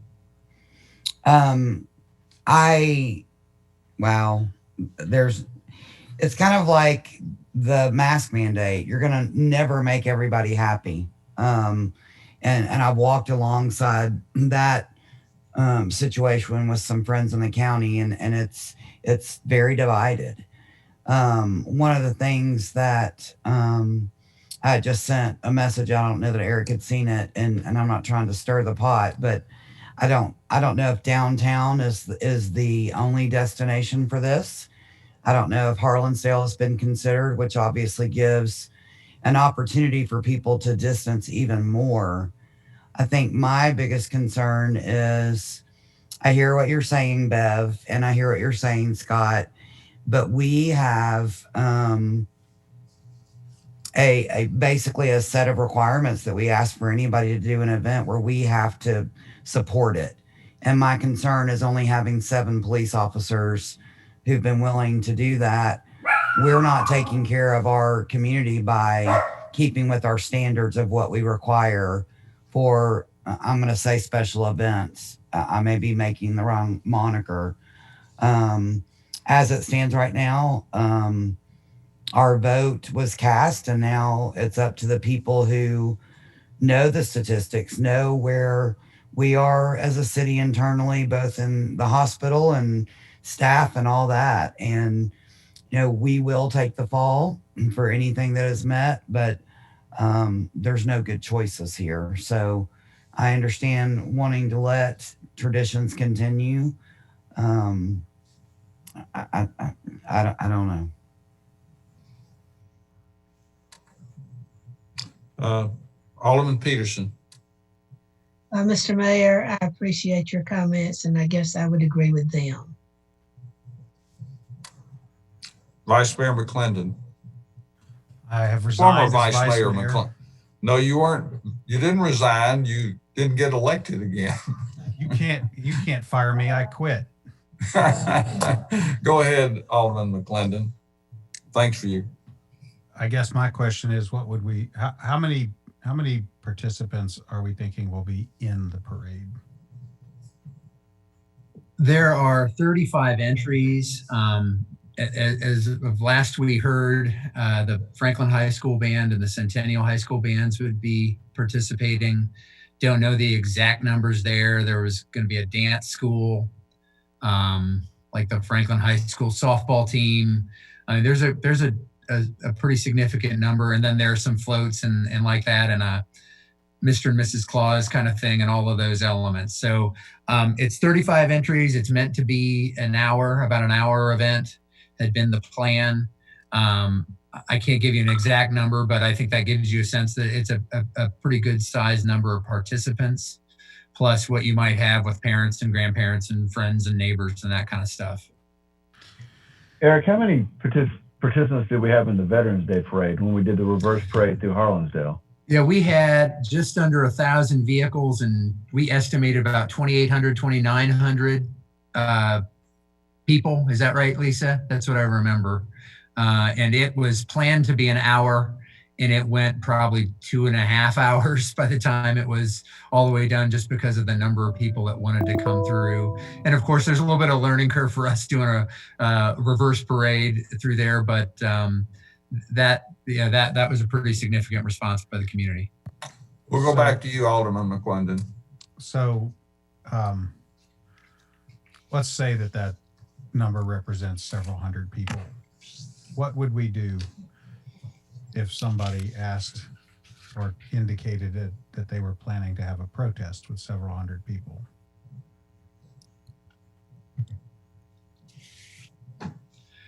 Well, if it's a straight protest where it doesn't require the closure of roads and all of these other elements, we would likely work with that.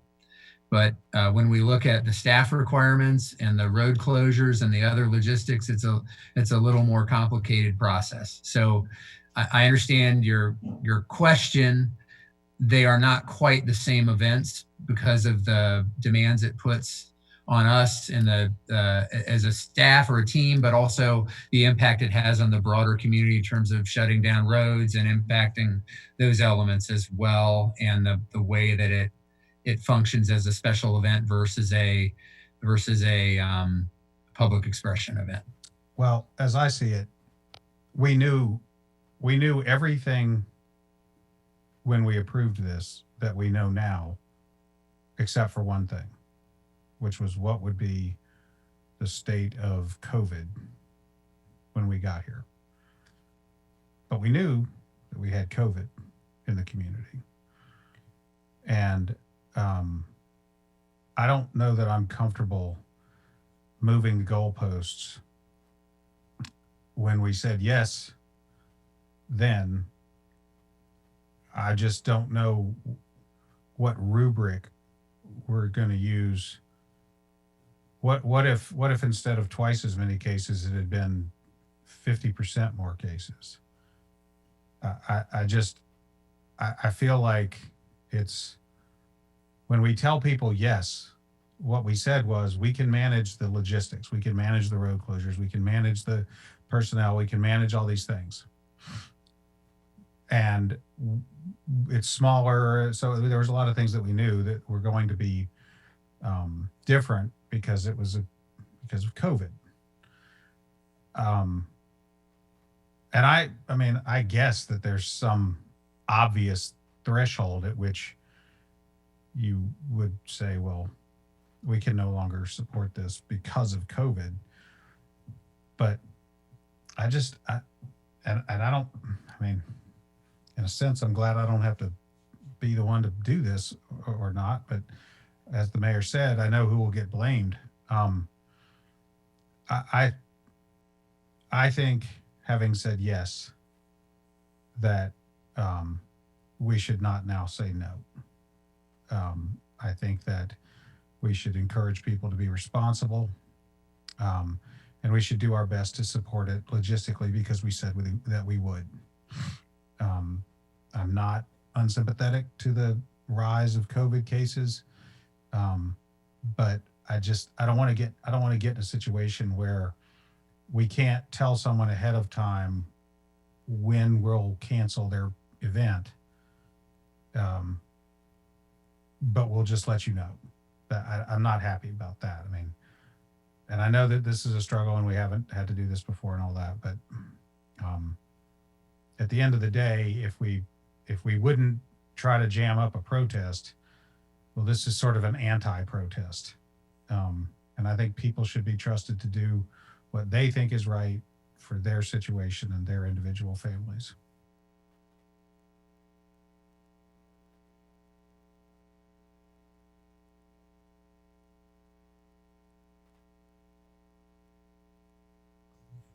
Item 9, update to the Municipal Code Title 18, Chapter 2, Sewers, and updates to the industrial user local limits and plant protection criteria evaluation and enforcement response plan. This is required utility training, is my understanding. So go ahead there, Michelle. Okay, so you're right. So Mayor, you are correct. This is approved by the comptroller for training, but I will I have a couple slides on some of the updates that we're doing, and then we'll allow for some discussion if there is any. So I'm going to go ahead and share my screen. Share that. And then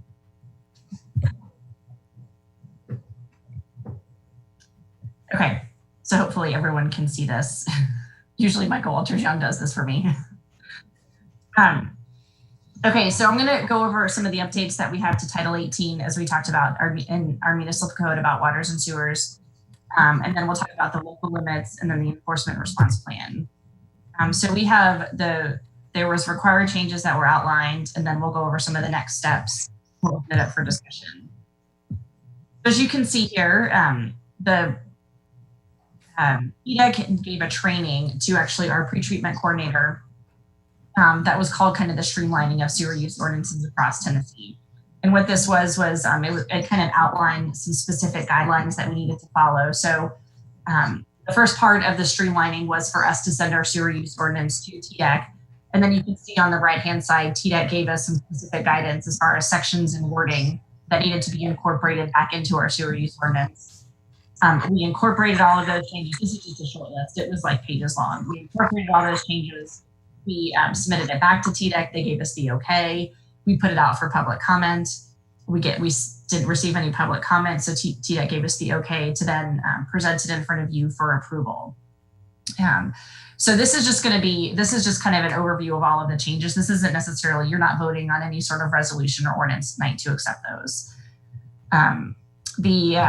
So the plan protection criteria is also what we'll talk about, and that's specific constituent criteria that industrial users have to discharge, have to be below, and then also the enforcement response plan. So a couple of things I wanted to kind of highlight, because I'm not sure how many of you actually read municipal code. So I wanted to kind of highlight how some of the important things that I thought were in our municipal code. So the section 211 is the use of public sewers, and it kind of outlines what should and shouldn't be discharged to our system.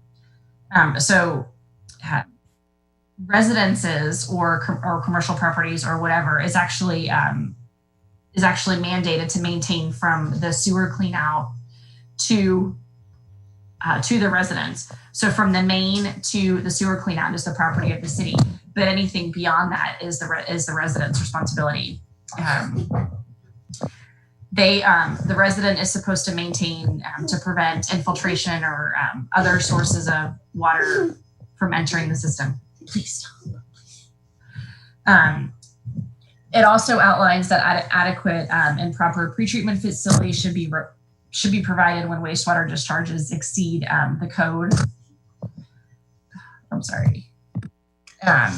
It also outlines that no garbage disposal waste other than those from private entities shall be discharged into the sewer. So your residential garbage disposal is fine. Commercial entities shall not be discharging garbage disposals to the system. It also outlines and gives us guidance for our industrial users pretreatment program.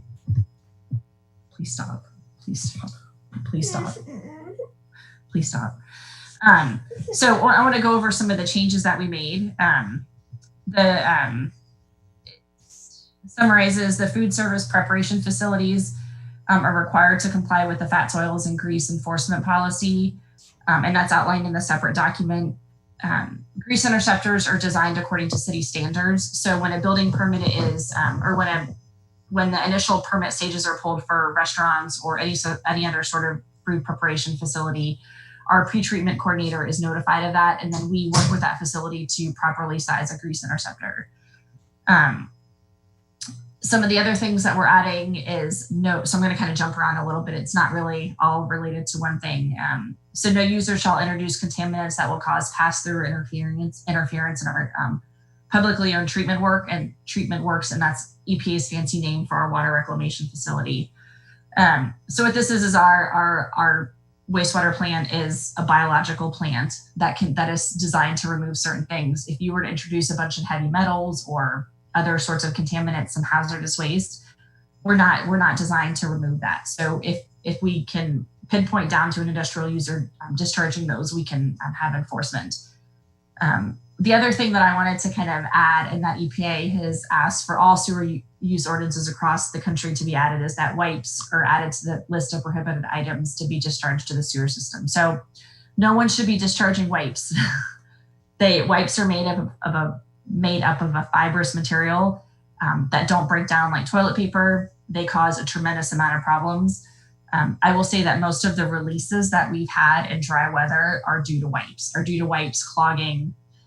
They get wrapped around fittings that aren't completely flush. They get wrapped around pump impellers and they stop. They turn into like the big ropes and they stop our equipment. Oils that will cause interference or pass through. So those are petroleum-based products. Those are not meant to be degraded in our biological process. Wastewater that would cause a violation of our toxicity testing. So we do toxicity testing every quarter. And once we start that test, we can't stop it. It's a violation of our permit if we stop it. And so what we do is we take 2 different types of organisms and see if they can live for 7 days in our wastewater effluent. if we can pinpoint that an industrial user is causing us to fail those toxicity testings, we are given authority to have enforcement on them. We've also added ammonia and phosphorus to our list of waste having excessive strengths. And so we'll talk about that in the pretreatment criteria, but those are limits that have been established based upon our NPDES permit. We've removed one of the biggest things that we've actually removed the local limits table, and we've added it as a separate document that you'll approve separately, a separate resolution. And this will allow us to be able to modify those numbers quicker rather than the entire municipal code. So we also have the changes also allow the director or the water department to develop the best management practices rather than pushing enforcement actions on some of our violators. And then all food service establishments shall be required to comply with our fog management policy. So if there's any questions, anyone can stop me at any time. So going to specifically our industrial users. So kind of just some of the record keeping, some of the administrative, they're required to self-monitor reports and then give progress updates on their BMP implementation that we've set for them. One of the biggest things that we're working with is industrial users to develop a slug discharge control plan. So once again, if they discharge, a lot of a certain type of constituent that then in turn travels to our wastewater plant and it disrupts our process, we want to know about that immediately. So we have provisions in there for notification and for what happens and all sorts of violations that could occur from that. The additions allow the city, the water department to enter at any time to ensure compliance with an industrial user's discharge permit. So we have a right to sample as necessary. We have a right to install monitoring equipment on their property in our collection system as we deem necessary. So I talked a little bit about the surcharge for ammonia and phosphorus that we added. So if we determine through sampling that an industrial user is discharging excessive amounts of ammonia and phosphorus, we can determine a monetary fine for them based on $1.75, which is kind of our treatment cost for that. So kind of broken down quite a bit to get that treatment cost for pounds. So the other thing, so if an industrial user discharges hazardous waste, they need to notify us pretty quickly, in addition to the EPA regional waste director. Baseline monitoring report shall be submitted for both new and existing users. And this allows us to, when we get their quarterly compliance reports, we can compare those to the baseline and see if there's any changes. So this is another one that's been added. So public participation, EPA is asking us to do public notice for different tier levels of violators. So it's almost like a public shaming in a sense. If you continue to violate the sewer use ordinance, we will publish that you're a chronic violator, that you're a technical review criteria violator, or any other non-compliance that we see. And then it also gives the city the ability to ask the state and EPA for assistance in any sort of penalties if discharge continually occurs, so we can prevent continual pollution that's going to pass through our treatment plant. So we've never gotten to that situation before. We've never been in that scenario, but it's always good to have that. So that was the sewer use ordinance. And now, so there's 3 different documents. So we talked about the local limits and the plant protection criteria. So these are actual constituent values that are established that will allow us to essentially protect our plant, which is, it's a biological process. So we want to protect that as much as we can. So these criteria is established to prevent the pass through of pollutants into the receiving stream. So we discharge to the Harpeth River with what we don't use at reclaimed water. So if someone were to, I used this scenario before, if someone discharging a slug of heavy metals that our treatment plant is not designed to remove, those would pass directly through to the receiving stream. So we've set limits to prevent discharge of those happening from our industrial users. prevention of interference in our publicly owned treatment works. So we don't want to mess up any of our bugs and any of the process we have going on. We also want to protect the quality of our sludge. So so right now we discharge our sludge to the landfill.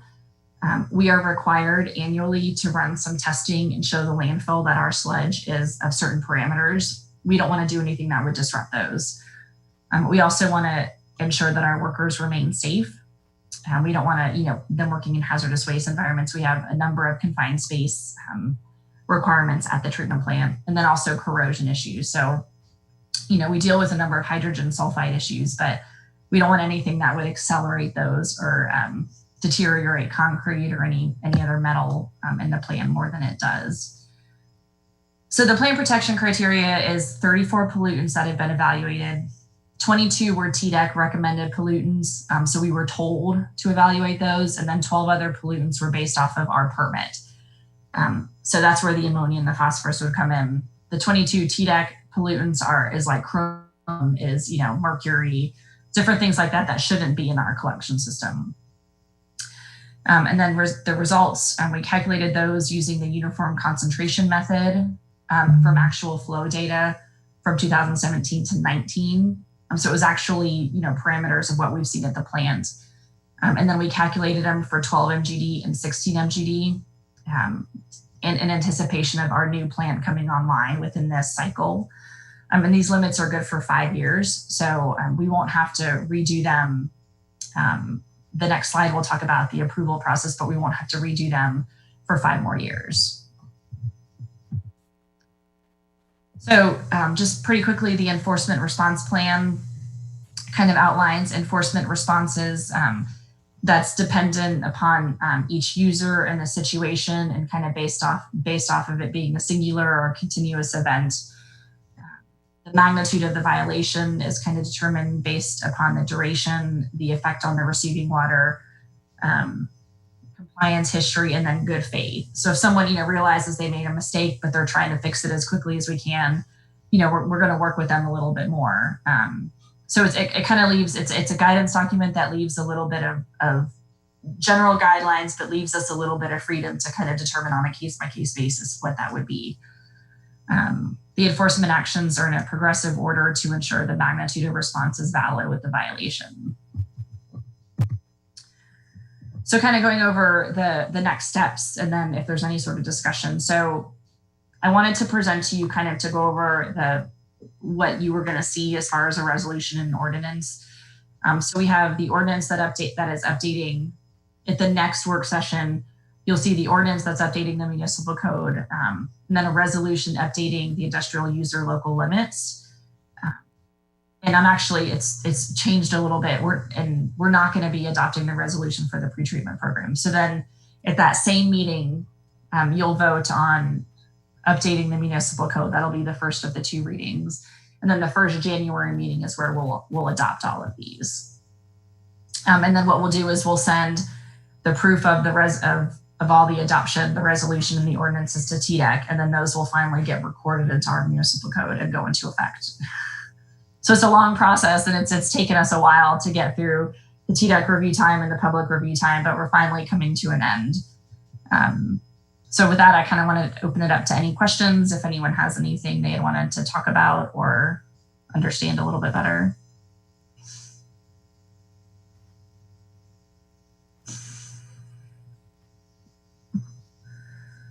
Hey, Michelle, I noticed. Go ahead, Vice Mayor. The stuff the list, thank you for that list, by the way, things that shouldn't be flushed down toilets and down sinks and whatever.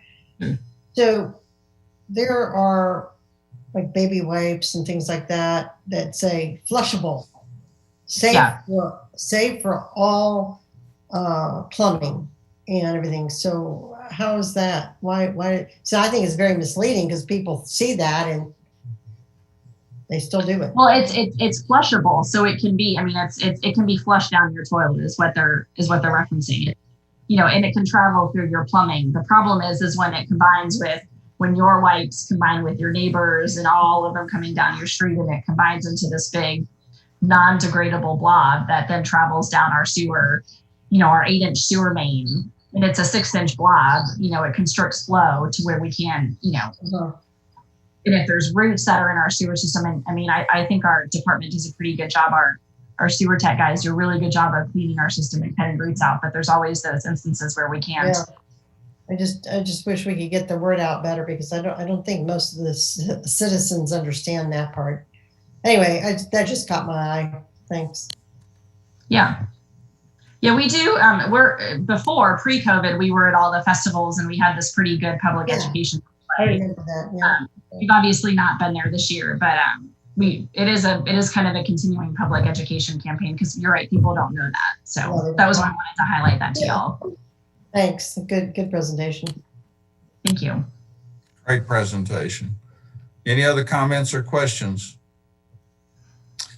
Okay, we're going to shut this meeting down, and we'll be back as quick as we can to start the board meeting. Yes, Vice Mayor. I will say, I just need to say one thing.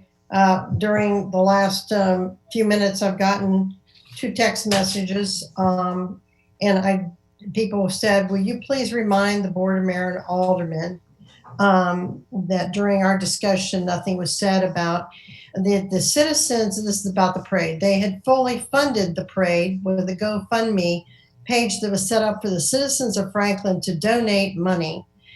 We have raised over $3,000 has been raised. We are aware that over $3,000 have been, and plus have been raised for the money for this parade. Families and children and organizations have also already purchased material and invested money into their floats and various other materials. So please let that be known to your board. Will you? Thank you very much. So I just wanted to give you that those 2 things and share that with the board. Thank you. Yeah, I think we had emails referencing that in some of our conversations. Yeah, and that just came in. I wanted to share that. All right. Thank you. Yeah, thank you, Vice Mayor. Okay, we'll see you shortly.